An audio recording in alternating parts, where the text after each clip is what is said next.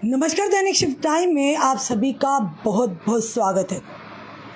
देश के प्रधानमंत्री गरीब जनता का हर बार सोचते हैं, हर तरीके से सोचते हैं कि उन तक ऐसी स्कीमें लाए जाएं, खास करके बहन बेटियों की भी बात करें, आम जनता की बात करें कि किस तरह से देश की बहन बेटियां सक्षम हो, आत्मनिर्भर बने।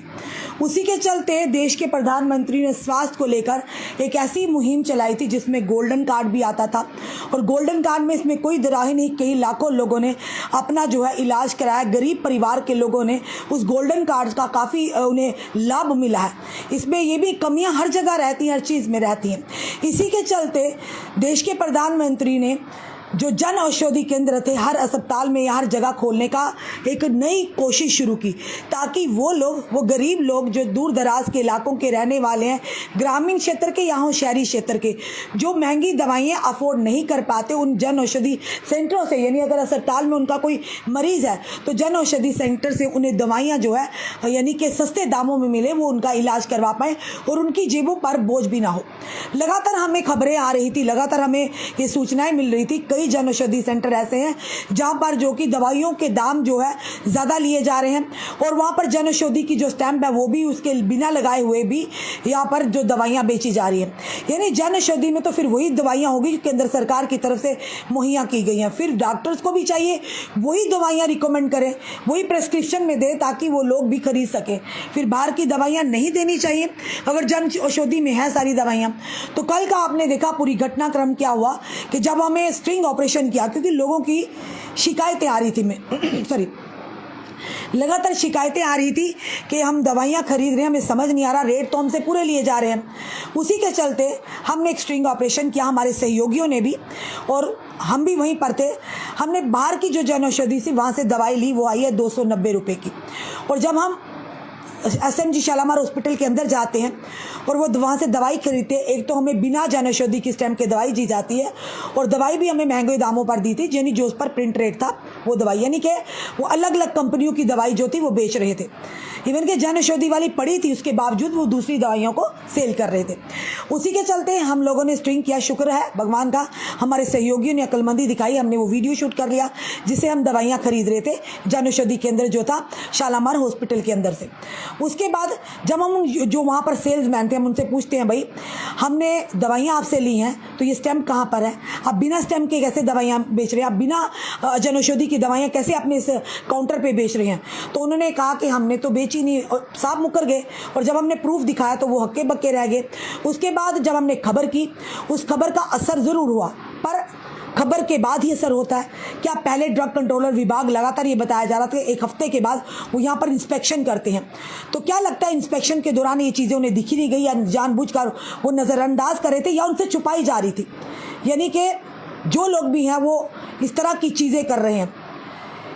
तो उसके बाद बताना चाहेंगे आपको कि इसी तरह की जो बात हुई, उसके बाद हमने जब उस जन औषधि सेंटर पर पहुँचे, सारी चीज़ें आपके सामने लाई हमने।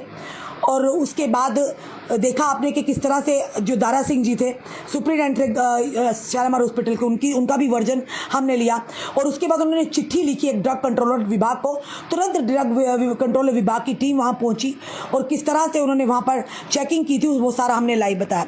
अब उसमें बताना चाहेंगे ड्रग कंट्रोलर, यानी कि जो deputy drug controller, drug and food controller विभाग है, उन्होंने एक आदेश दिया और उसके बाद वो दवा यानी कि जो जन औषधि केंद्रों से फिलहाल बंद कर दिया गया है। और 2 दिन के अंदर वो जस्टिफिकेशन मांगी, 2 दिन के अंदर पूरा रीज़न मांगा। और बताना ये भी चाहेंगे कि जब विभाग को इसकी सूचना मिली तो विभाग ने भी तुरंत कार्रवाई करते हुए, ये नहीं कहेंगे कि प्रधानमंत्री भारतीय जन औषधि केंद्र जो था, उन्होंने ये पाया, उसमें जो हमारे पास जानकारी समय आ रही है कि जब उन्होंने इंस्पेक्शन की, ये बताया जा रहा जो जिन्हें ये इशू किया गया है, यानी कि जो जन औषधि सेंटर जो वो समय इंस्पेक्शन के दौरान वो वहाँ एब्सेंट थे।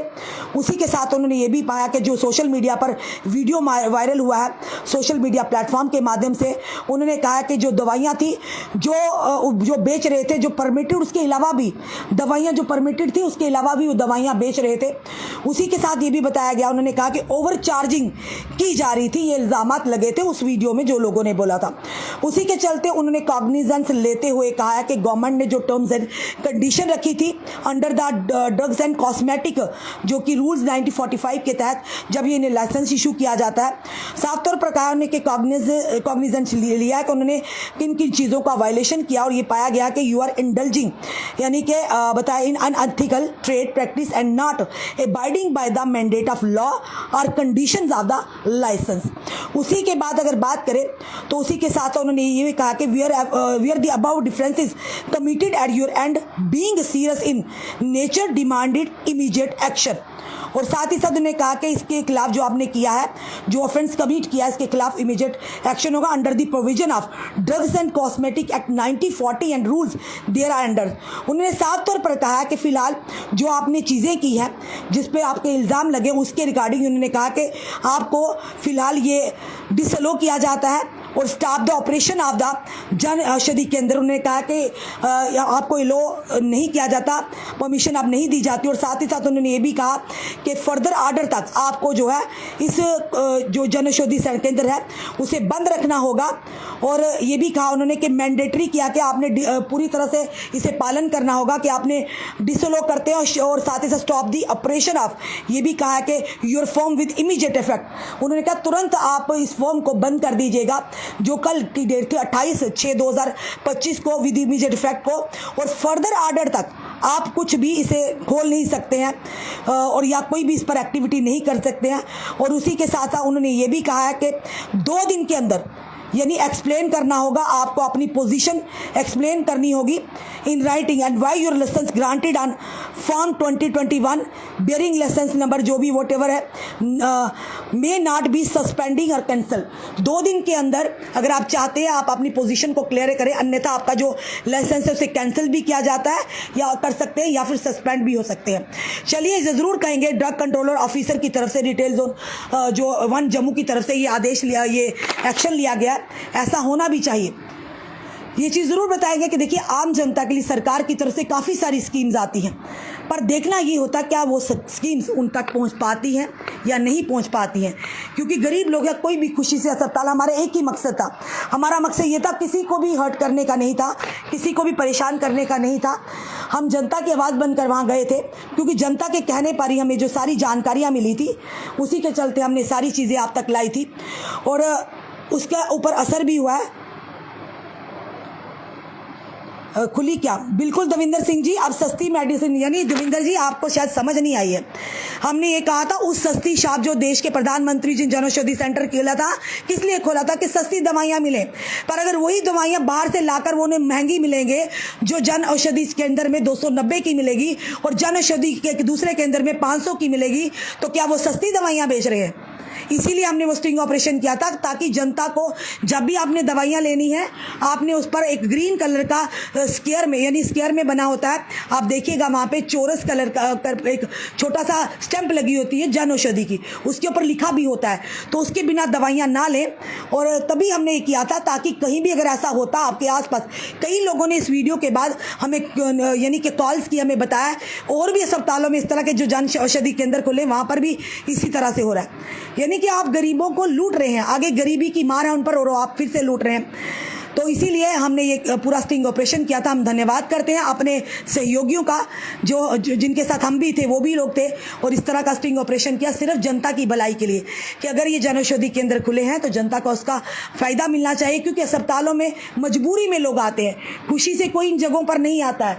हर किसी का कोई परिजन है, किसी के पास पैसे होते हैं, किसी के पास नहीं होते हैं, पर ये कहीं ना कहीं इस तरह का घोटालेबाजी करना या लोगों को ऐसी महंगी दवाइयाँ देना जन औषधि के नाम पर, तो बिल्कुल भी सही नहीं होगा।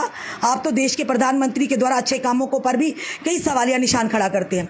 चलिए, एक मैडम जी हैं, यहाँ पर लिख रही है पागल लेडी, तो ये मैडम है कोई सुषमा देवी जी हैं, ये सुषमा देवी जी दिख रही हैं पागल लेडी।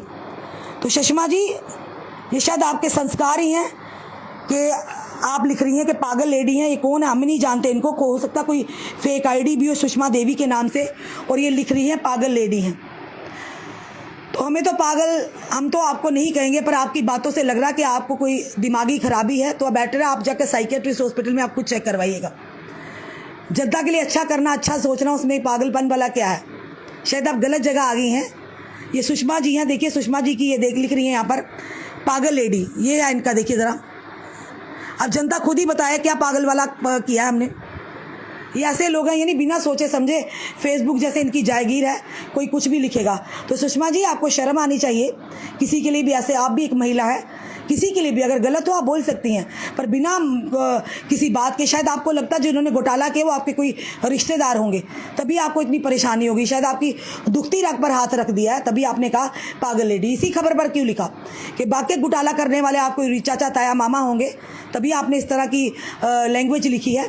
तो पर एक चीज़ याद रखिएगा कि जहाँ पर भी घोटाले होंगे, आगे और भी बहुत सारे घोटाले खुलेंगे।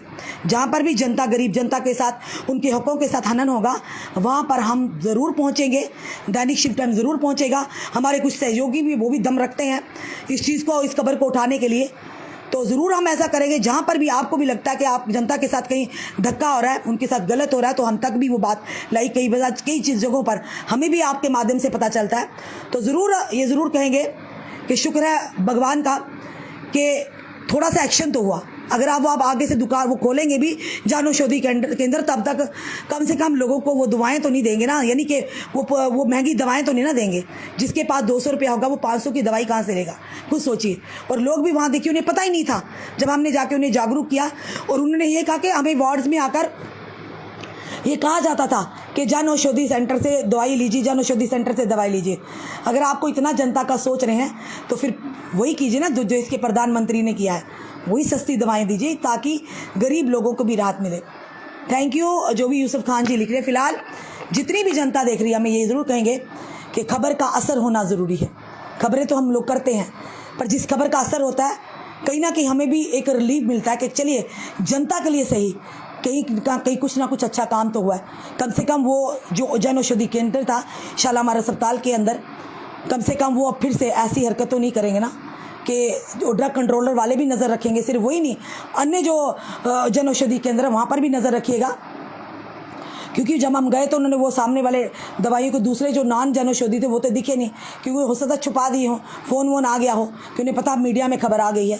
पर हमने शुक्र है कि हमने स्टिंग किया और हमारे पास वीडियोस पड़े थे, नहीं तो आप तो हमें ही झूठा कह देते। फिलहाल जितनी भी जनता देख रही है ज़रूर आप कमेंट बॉक्स में कमेंट कीजिएगा। अगर आपकी भी कोई क्वेरी है तो ज़रूर आप कमेंट बॉक्स में अपनी क्वेरी रख दीजिएगा। नेक्स्ट टाइम हम उसे भी उजागर करेंगे। जुड़े रहिए ऐसे हमारे साथ अगले अपडेट के लिए। जय हिंद, जय भारत।